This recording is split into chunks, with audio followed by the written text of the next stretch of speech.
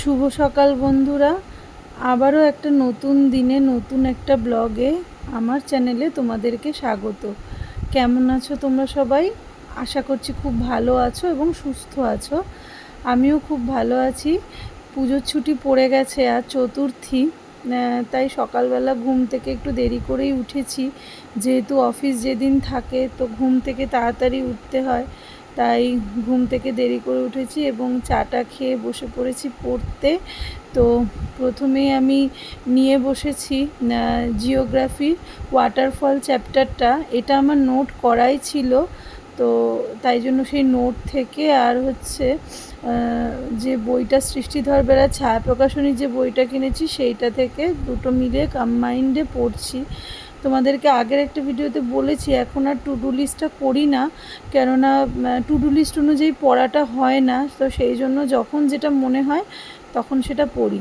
তো আমি পড়ছিলাম, পড়তে পড়তে আমার মেয়ে বন্দুক নিয়ে এসছে, বলছে যে মা বন্দুকে ক্যাপটা ভরে দাও। তো আমি বন্দুকে ক্যাপ ভরে একটুখানি বাচ্চাদের মতো বন্দুক ফাটিয়ে নিচ্ছিলাম। তো যাই হোক, জিওগ্রাফিটা পড়ার পর অবশ্য যে ওয়ান ওয়ার্ড সাবস্টিটিউশন আর ইডিএমসের নোটগুলো আমি করি সেগুলো একবার রিভিশন দিচ্ছিলাম। সেটার অবশ্য ভিডিও করা হয়নি, তাই তোমাদের সঙ্গে শেয়ার করা হয়নি। তো পড়া টড়া হয়ে যাওয়ার পর চলে গেলাম খেতে। আজকে ছুটির দিন, তাই আমাদের লুচি আর আলুর তরকারি হয়েছে, আমার খুব প্রিয়। তো খেয়ে দিয়ে এসে আবার জিওগ্রাফি চ্যাপ্টারটা নিয়ে বসেছি, অন্য আরেকটা চ্যাপ্টার। এখান থেকে আমি নদ নদী, হ্রদ এগুলো পড়বো। আমার নোট করা আছে, কিন্তু এই বইটা যেহেতু নতুন, একটু এই বইটা থেকেও পড়ছিলাম আর নোটটাও পড়বো, দুটো কম্বাইন্ড করে পড়বো। কয়েকদিন ধরে আমি এইভাবেই পড়ছি, কেননা টু ডু লিস্ট করেও আগে দেখতাম টু ডু লিস্ট অনুযায়ী পড়া হয় না। তা এখন যখন যেটা মনে হয় সেটা পড়ি, কিন্তু যেহেতু ডাব্লিউবিসিএসটা সামনে, আমি একটা স্ট্র্যাটেজি প্ল্যান তৈরি করব, না হলে ঠিকভাবে পড়া হবে না। আর সেটাও তোমাদের সঙ্গে শেয়ার করব আমার কোনো একটা ভিডিওতে আজকালের মধ্যেই। তোমরা আমার সাথে থেকো। তো পড়া টড়া হয়ে গেছে, আজকে বোধহয় আর পড়া হবে না, কেননা বিকেলে ঠাকুর দেখতে বেরোবো। তো কিছু কাচাকুচি করেছিলাম, তো সেই জামা কাপড়গুলো গোছানো হয়নি, তাই জামা কাপড়গুলো গোছাচ্ছিলাম আর টিভি দেখছিলাম। এরপর আমার ওয়ার্ড্রপটাও গোছাবো, ছুটিতে ভেবেছি ঘরটরগুলো একটু গোছাবো, কেননা অফিস থাকলে একদমই সময় পাই না এগুলো করার। তো আমার ওয়ার্ড্রপ গোছানো, জামা কাপড় গোছানো হয়ে যাওয়ার পর মেয়েকে স্নান করিয়ে দিলাম, তাড়াতাড়ি স্নান করিয়ে দিয়েছি, আমিও করে নেব। ও একদম হেয়ার ড্রায়ার দিয়ে কিছুতেই চুল শুকোতে চায় না, জানো বন্ধুরা। কত নাকি ওর নাকি গরম লাগে, তো জোর করেই করছিলাম আর চিৎকার করছিল। তো যাই হোক, আজকে বিকেলে ঠাকুর দেখতে আমরা বেরোবো। তোমরা কারা কারা ঠাকুর দেখা শুরু করে দিয়েছো আমাকে কমেন্টে জানিও।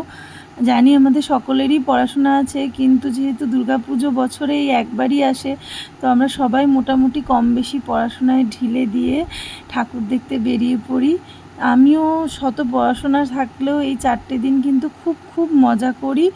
তো যাই হোক, আমার স্নান হয়ে গেছে, আর স্নান টান করে কাপড় চোপড় কিছু কেচেছিলাম, তাই ছাদে চলে এসেছি মেলতে।